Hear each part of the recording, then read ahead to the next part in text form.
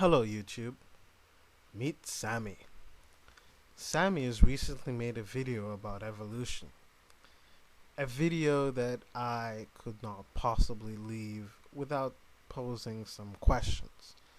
Not because Sami's objections are particularly poignant or intelligent or rational or logical.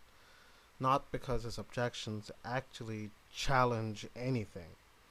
Simply because his objection is popular and I've heard it a lot from religious people, so I've decided that I would take a look at it. So let's take a look at Sami's video titled Atheists Meet Your Family.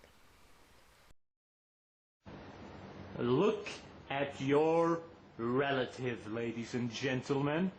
Look. Take a good look at that. You see that? That right there is your family. That is if you want to believe the atheist Darwinists who believe in not evolution but Darwinian evolution. Here I'd like to pose my first question. What the hell is Darwinian evolution? And how is it actually distinct from evolution? Darwin originally published On the Origin of Species more than 150 years ago. Since that time, the theory of evolution has changed, because the theory of evolution, like all of science, is based on reality. That might be difficult for you to grasp because your religion remains the same today, yesterday, 100 years ago, and 200 years ago. Think of science as a stairway, step by step leading up from antiquity. Scientists build and create knowledge, like a bricklayer, putting one brick on top of the other, or like a kid playing with building blocks. This seems pretty simple and shouldn't be complicated, and I really feel kind of embarrassed that I have to explain this. But the theory of evolution that's put forward today is as different from Darwin's original idea as the theory of optics is as different from Ibn Haytham's original idea.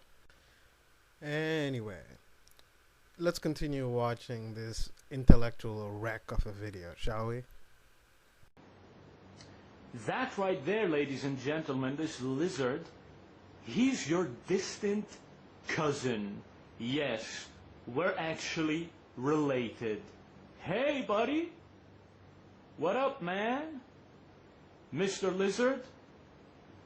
Do you want to come inside my house? We'll fry some flies. Huh?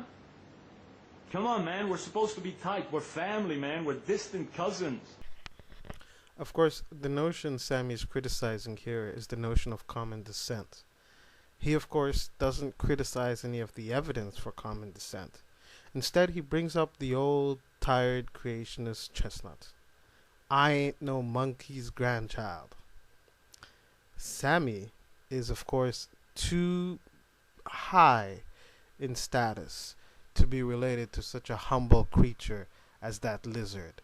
Sami is so much better than that lizard that he could not possibly be related to that lizard. Sami is created in God's image, and so Sami could not possibly be related to that lizard. So whatever evidence exists, it is just simply impossible to believe that a creature of Sami's celestial prominence could be related to so humble a creature as that lizard.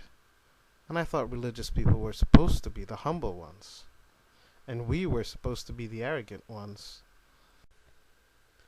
However, moving on from Sami's demigod status, let's take a look at the rest of his video, shall we? I'm the silly one because I don't believe I'm related to this creature. Yes, you see this creature right here? Yes, I'm the silly one because I say no. I don't believe I'm related to this guy. I don't believe he's my distant cousin. Yes, yes. That makes me silly. No, Sami. You're the silly one because you attempt to criticize a complicated scientific formulation by appealing to your own self-worth. You have such an inflated value of yourself that you couldn't possibly be just another creature living among other creatures. No, you are something special. You are something chosen. You are something touched by the divine. For the record, I don't think that Sami is actually silly. I think he's dishonest. By ignoring the actual evidence and instead appealing to the lowest common narcissistic denominator, he's attempting to not actually look for the truth or present an honest criticism. Instead, what he's doing is attempting to divert your attention. Don't look at the fossil record that details the gradual increasing complexity of life with time. And don't look at comparative anatomy, which details similarities that different species have in their limbs. And don't look at continental distribution, which shows that species like polar bears, for instance, are found in specific continents, even though there are other ecosystems that are perfectly suitable for them to live on. And don't look at similarities in species embryology. And don't look at the DNA evidence. Just think, are you related to a chimp? Of course not. You're better than that.